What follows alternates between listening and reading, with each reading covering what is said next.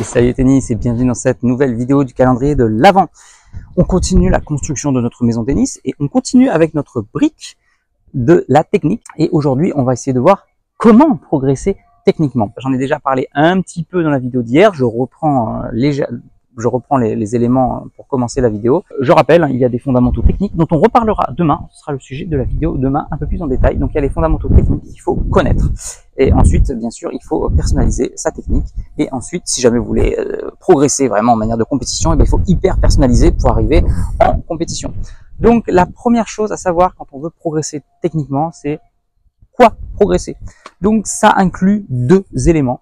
Premier élément, il faut connaître la technique. Et oui, il n'y a pas le choix. À un moment donné, il faut connaître la technique. La technique, ce sont des éléments qu'il faut connaître. Ça s'appelle une connaissance. Donc là, c'est le premier principe, c'est la connaissance. On reste dans le cerveau, mais même si je dis toujours qu'il ne faut pas être dans le cerveau, il faut quand même, à un moment donné, passer par cette étape de connaître la technique. Si tu es sur un terrain, tu prends la raquette comme ça et que tu fais ça, si tu n'as pas les connaissances, tu les as pas.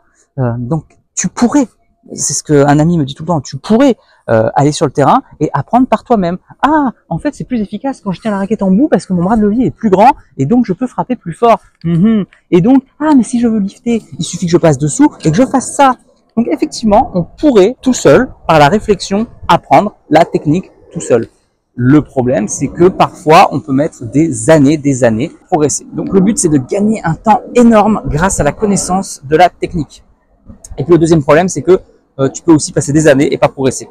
Persister dans ton erreur, ça arrive tout le temps. En fait, moi, je vois plein de joueurs, je leur dis quelque chose, ils me font « Ah, mais on m'a jamais dit ça, moi, j'avais jamais pensé à faire ce truc. Ah ouais, c'est trop efficace. » Et ouais, mais mec, t'as joué pendant 20 ans comme ça.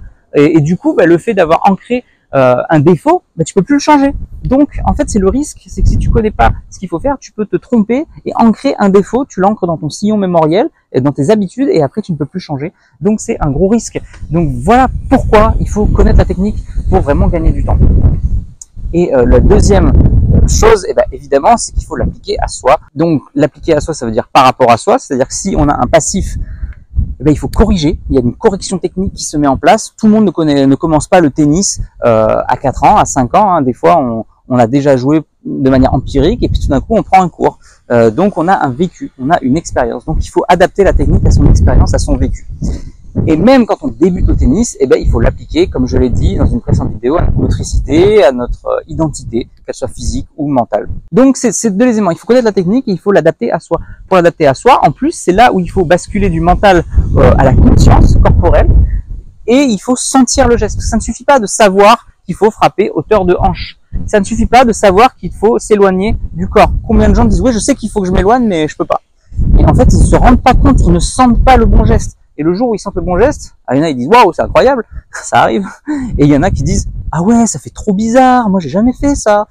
Donc du coup, il faut le sentir pour pouvoir corriger ou pour pouvoir faire le bon geste. Donc très important. Alors, il y a plusieurs méthodes pour apprendre la technique. La première méthode, c'est pour connaître les techniques, c'est simple, t'as pas besoin de l'apprendre, il suffit que le prof le sache. Donc tu engages un prof tout simplement pour qu'il te dise les conseils techniques. C'est le plus efficace, c'est ce que je recommande à tout le monde. Tu choisis un bon prof qui est très technique et tu le fais. En général, c'est assez facile parce que tous les profs de tennis sont très techniques.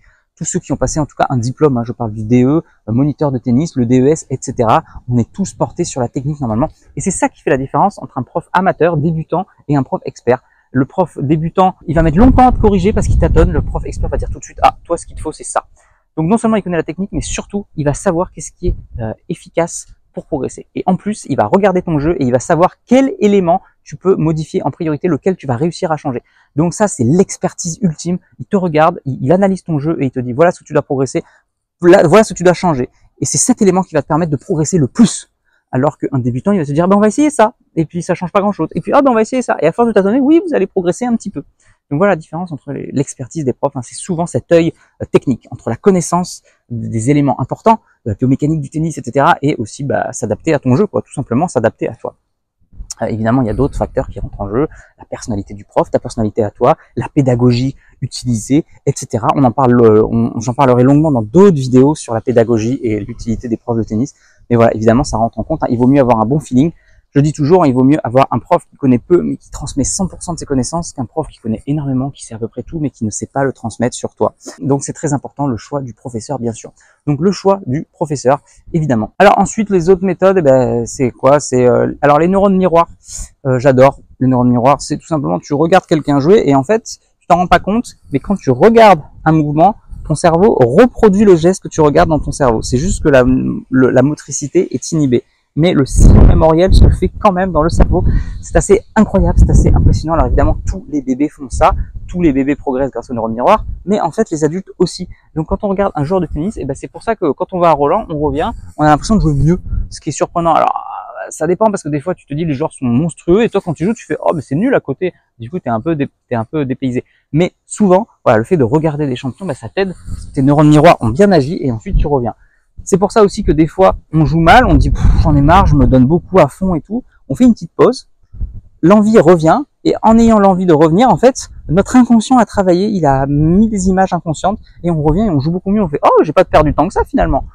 Et finalement, on rejoint, on retrouve les mêmes difficultés, il y a le physique aussi qui rentre en jeu, etc. Mais voilà, tout ça pour dire que la technique, en théorie, ça ne s'oublie pas, et surtout, il y a les neurones miroirs, vous pouvez apprendre. C'est pas forcément bien de regarder quelqu'un qui a une technique complètement opposée à la nôtre, parce que ça peut nous dérégler, hein, c'est sûr. Et c'est pas le fait de regarder quelques matchs qui vont vous dérégler, mais voilà, si vous visionnez toute la journée des ralentis d'un geste précis, ça peut influencer, ça peut vous aider. En fait, c'est le travail de l'imagerie. Et voilà, il n'y a pas, donc j'enchaîne, il y a le neurone miroir, et puis il y a l'imagerie. L'imagerie, c'est monstrueux.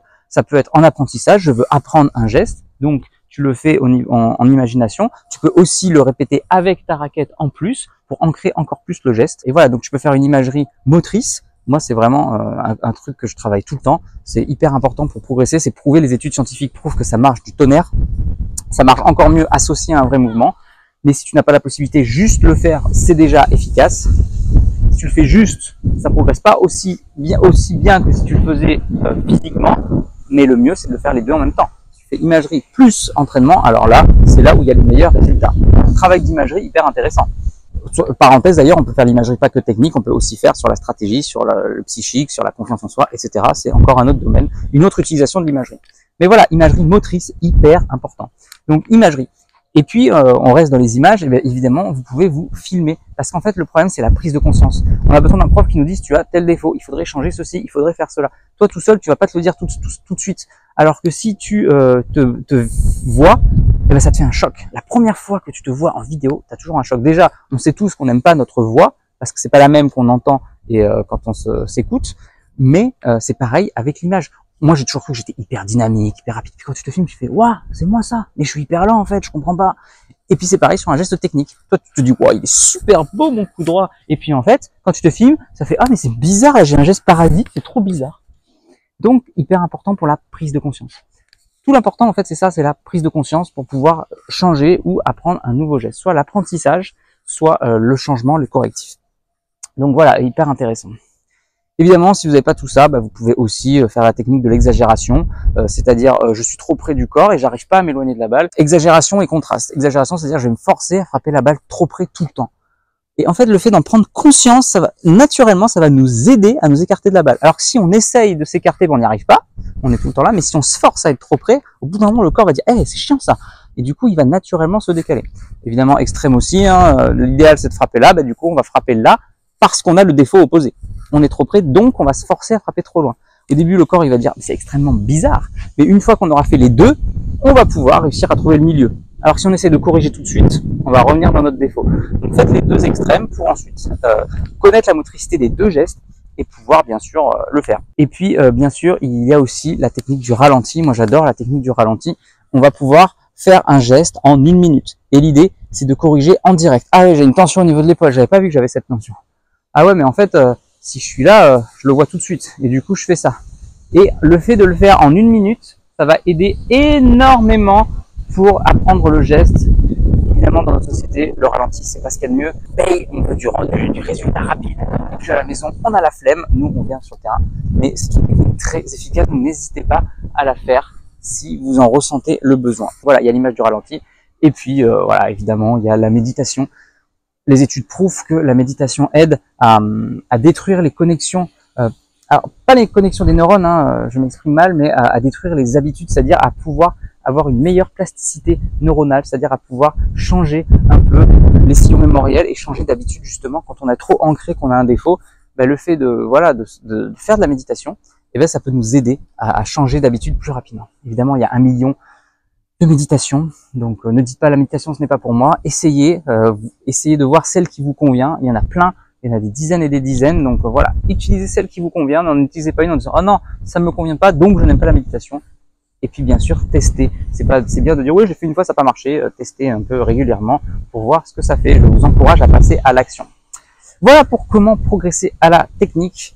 J'espère que cette vidéo vous aura été utile. Si c'est le cas, s'il vous plaît, mettez j'aime, partagez la vidéo. C'est hyper important pour l'algorithme, c'est hyper important pour moi. C'est ce qui m'aide le plus à développer la chaîne, s'il vous plaît. Et puis, si ça vous intéresse, d'avoir 25 fiches gratuites sur le calendrier de l'Avent, n'hésitez pas à cliquer sur le lien qui est en description dans la vidéo. Je vous enverrai par mail les 25 fiches. Voilà, je vous dis à demain.